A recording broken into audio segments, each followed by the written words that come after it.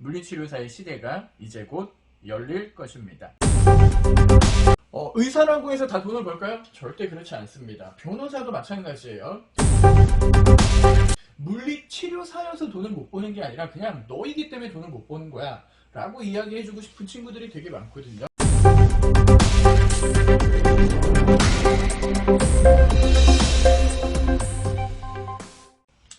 네, 안녕하십니까. 모두의 도수치료 안영규 대표입니다. 자, 오늘은 여기 물리치료사라는 직업에 대해서 한번 우리 알아보도록 하는 시간을 갖도록 하겠습니다. 지금 뭐 물리치료사로 일을 하고 계신 분도 계실 것 같고요. 물리치료사로 꿈꾸는 분들도 계실 것 같은데요. 자, 오늘의 관점은 그 물리치료사로 현역으로 뛰고 있는 사람은 아니죠. 물리치료사로 생활을 하다가 지금은 사업을 하고 있는 CEO의 관점으로 봤을 때 물리치료사 과연 어떤가에 대해서 한번 이야기를 나눠보려고 합니다. 한번 살펴보도록 하겠습니다. 자, 우선은 제가 일반적인 사항부터 좀 정리를 해봤습니다. 일단 물리치료사의 역할입니다. 자, 물리치료사의 역할은 근골격계, 그러니까 뼈나 근육, 관절이 되겠죠. 또는 신경계, 우리 중추신경계, 뇌를 손상받은 사람들을 치료하기 위해서 이제 갖가지 여러 가지 치료를 하는 사람들을 말하는데요. 온열치료, 따뜻한 걸 어떤 기구를 대주는 온열치료부터 시작해서 전기치료, 광선치료, 수치료, 도수치료, 기계 및 기구치료, 치료적 마사지, 기능적 훈련, 신체 교정운동, 재활훈련 등등을 하는 사람들이고요. 이것들을 하기 위한 기계도 개발하고요. 환자를 교육하는 프로그램도 개발하고 그리고 이와 관련된 약품과 여러가지 기자재들을 관리하는 업무도 하는 사람들을 물리치료사라고 합니다. 사실 현대 시대에서 굉장히 필요한 많은 부분들을 담당하는 역할을 하는 전문가고요. 사실 이런 물리치료사의 역할을 따라오고자 하는 시장군들이 굉장히 많이 있습니다. 하지만 그 지식적인 깊이나 전문성은 아직은 그 어떤 부분에서도 따라오지 못하고 있는 상황입니다. 자, 그런데 우리나라에서는 이 물리치료사가 작업치료사, 방사선사, 그리고 임상병리사 등과 같이 의료기사로 묶여 있어요. 의료법에서. 그래서 전 세계에서 몇 안 되게 물리치료사가 물리치료실을 개설하지 못하는 나라입니다. 되게 안타깝죠.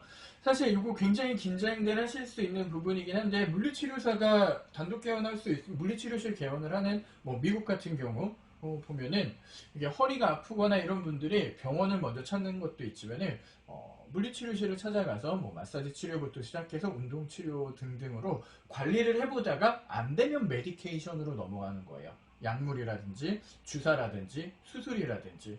근데 우리나라는 의사가 이 모든 것에 대한 통치권을 가지고 있기 때문에 얼핏 보면은 물리치료사가 굉장히 안 좋아 보일 수도 있지만은 안 좋았던 시기가 있지만은 저는 이제는 그렇게 보진 않습니다. 물리치료사의 시대가 이제 곧 열릴 것입니다.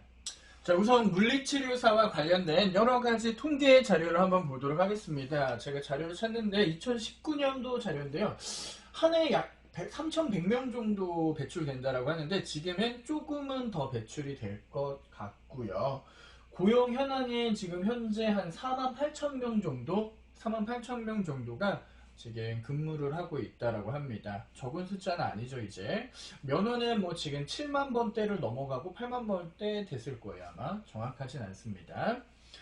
자, 앞으로 향후 10년간은 고용이 계속 증가할 직군으로 알려져 있고요. 4차 산업혁명, AI가 아무리 기능이 좋아지더라도 대체할 수 없는 직업군 중에 하나죠. 사실 아무리 좋지만은 사람의 마음을 컨트롤하거나 이런 것들에 대해서는 사람만이 할 수 있는 그 독특한 맛이 있기 때문에 그렇습니다.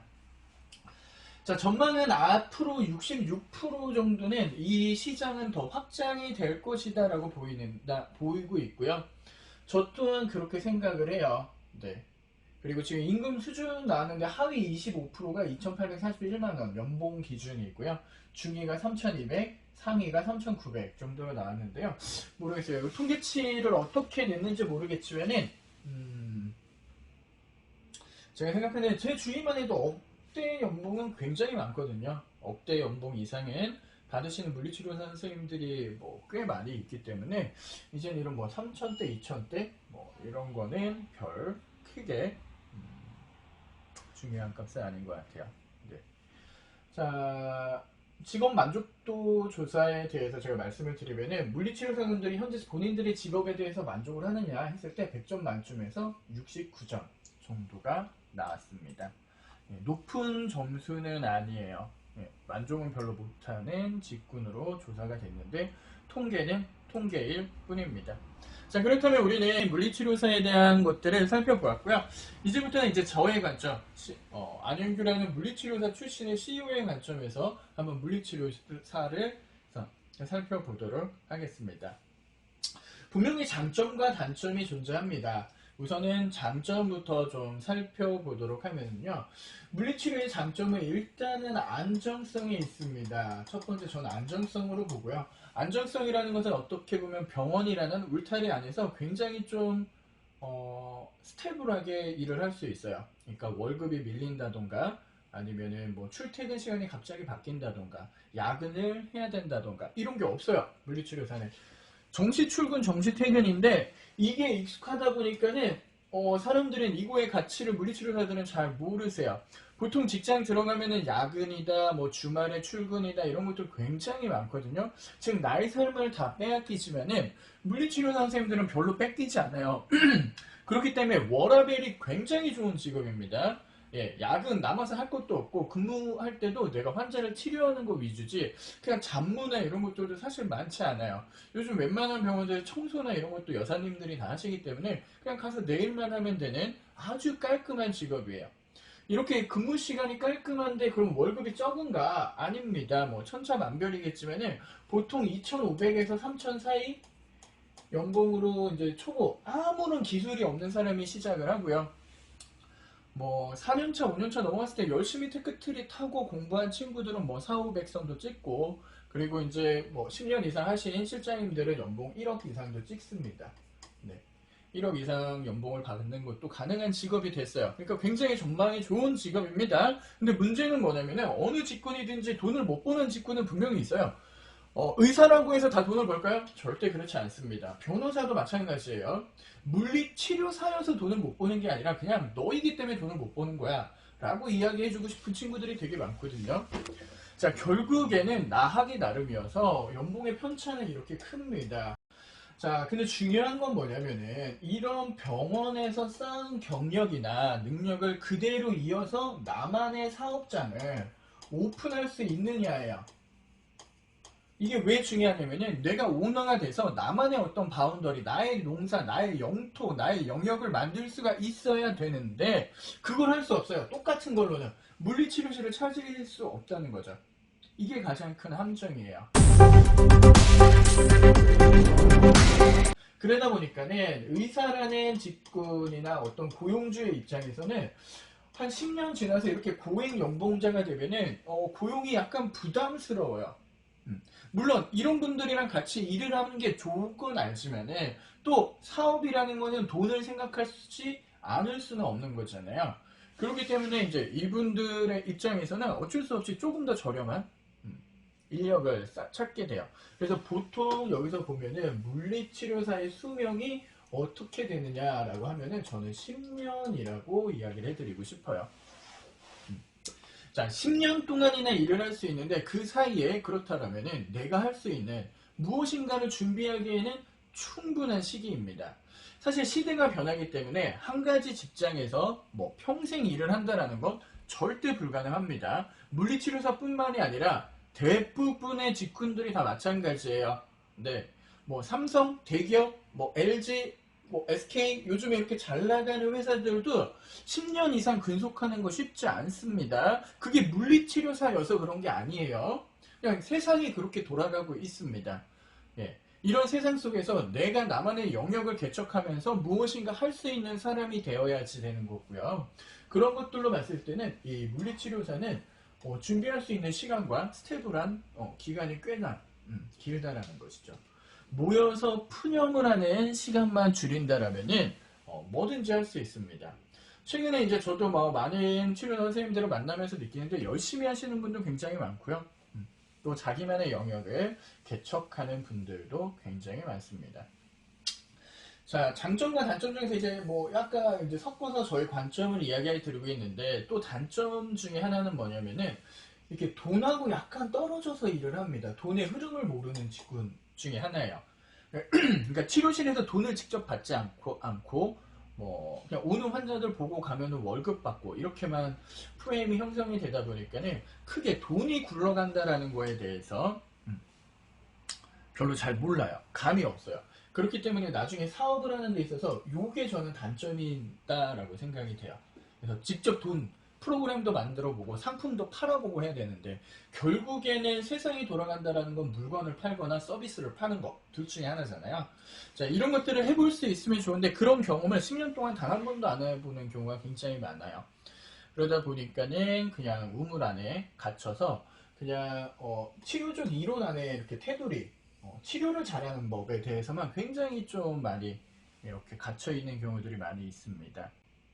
자, 물론 이런 것들이 나중에는 굉장히 큰 자산이 되어서 돌아오는 굉장히 귀한 어떤 경험과 정보인데 요 속에 또 너무 갇히는 것도 좋지는 않더라고요. 그래서 물리치료사에 있어서 장점과 단점들을 이렇게 몇 가지 저의 개인적인, 지극히 개인적인 의견을 좀 살펴보았고요.